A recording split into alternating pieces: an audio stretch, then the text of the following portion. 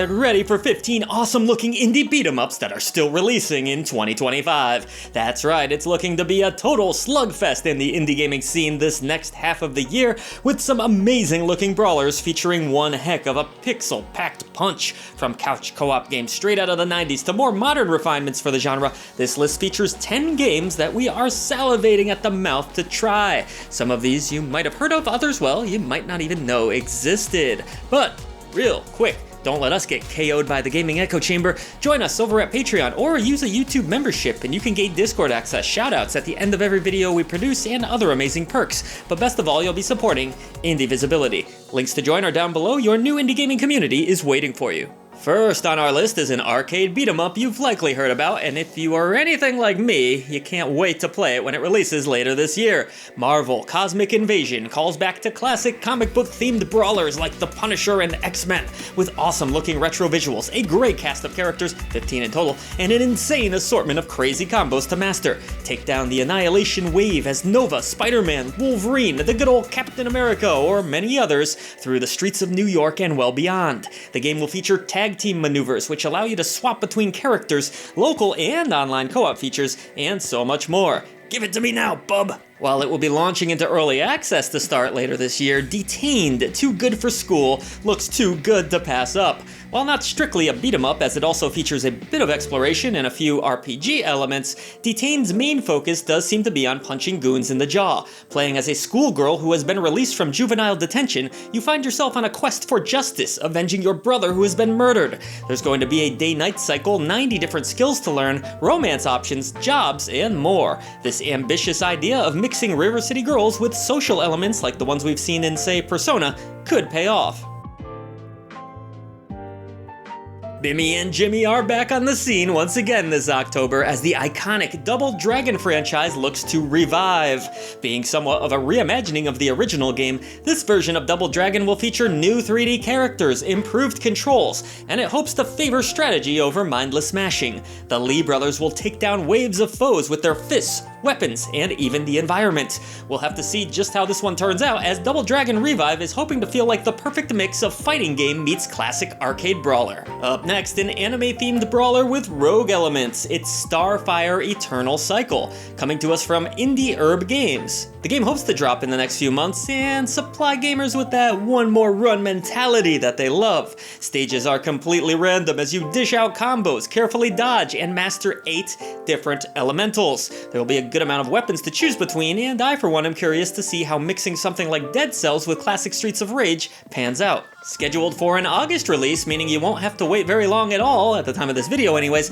the 4-player brawler Rah Rah Boom is a game that I tried out at PAX East, and its blend of Saturday morning cartoon aesthetics mixed with classic brawler gameplay left me eager to play more. Featuring charming hand-drawn visuals, the game has everything from ninja cheerleaders to AI robots gone mad, with a good amount of skills to master, different upgrade paths, and 9 uniquely themed levels. They aren't skimping on the story here either, as it's a coming-of-age tale with a whole lot of heart. Here's one that even I wasn't familiar with that's dropping this year, Fallen City Brawl, a game that is hoping to rekindle the fire of 80s and 90s arcade brawlers. If you're like me and you grew up on games like Streets of Rage and Final Fight, but you crave a bit more strategy and depth in the good old year of 2025, this might be worth keeping an eye on. A turf war has broken out and now you must reclaim the streets across 8 different stages using 4 unique characters. Looks like there's going to be a ton of zany weapons to use and, of course, local co-op play. You love it. There will even be animated cutscenes, which is always a nice touch. Definitely liking those nice thick sprites that I'm seeing. Oh yeah. Maybe you thirst for a bit more Golden Axe or maybe some Conan in your next brawler? Well then,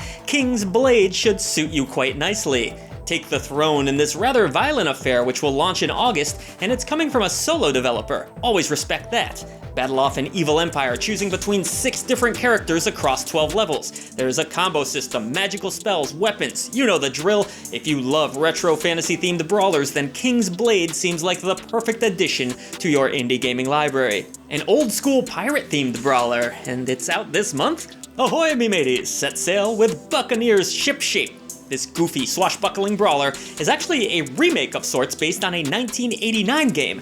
And good news, you'll also be able to enjoy that classic mode, meaning you can play as was originally intended. Drop your anchor through 9 hilarious stages, playing as one of 4 heroes that all come equipped with their own fighting styles. There's treasure to plunder, pistols, whips, parrots, and more. 4 players can partake in this pirate-themed beat-em-up that I can't wait to get my hands on. Yet another release that looks to blend classic arcade brawling with roguelite elements is Mad King Redemption, scheduled to drop in the next few months. The setting almost reminds me a bit of Slay the Spire mixed with Streets of Rage as you fight your way through a cursed kingdom.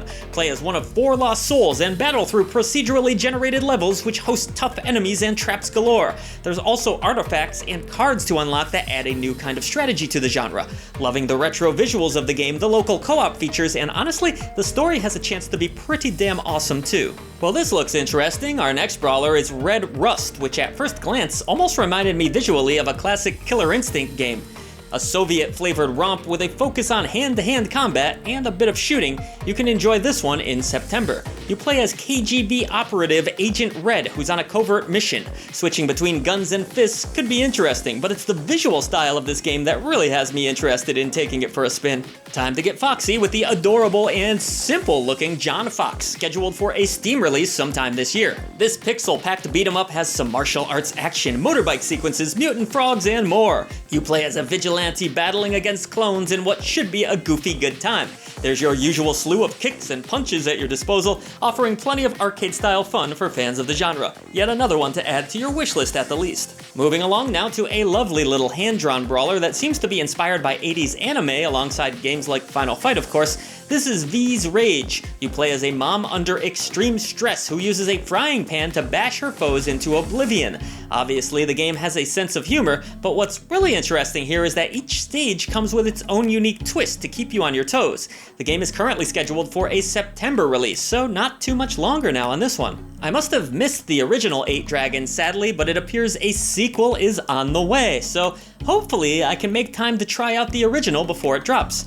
8 Dragons 2 looks especially unhinged, offering 8-player co-op. Damn!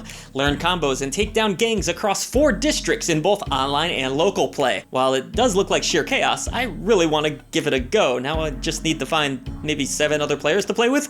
Been a long time since I've been able to get sessions like that going, but I shall try. Okay, so I must admit, I loved the movie Mallrats when I was younger. Oh, that pretzel scene, still so nasty. And I also ate up pretty much any film involving Jay and Silent Bob. So naturally, when I see that this duo is going to be starring in a classic arcade-style brawler, I get pretty excited. Get ready to fly, fat ass fly, in Jay and Silent Bob Chronic Blunt Punch. Sorry, I'm not making fun of anyone, that's a reference. You probably won't get it if you don't like Jay and Silent Bob. This tag team beat 'em up features some amazing looking hand-drawn art as you bust your way through them all, undoubtedly reeking of cheap weed. There's classic one-liners, local multiplayer, and of course, plenty of humor. Let's hope it goes over better than Cop Out did at the box office. Now we round out our list. I can't wait to get my hands on this one, and I'm sure a lot of you can't either. Toxic Crusaders, coming from Retroware, who are quickly becoming one of my favorite indie publishers. This radioactive blast to the past features awesome, colorful visuals, 4-player options, and 7 iconic characters from the franchise. Well,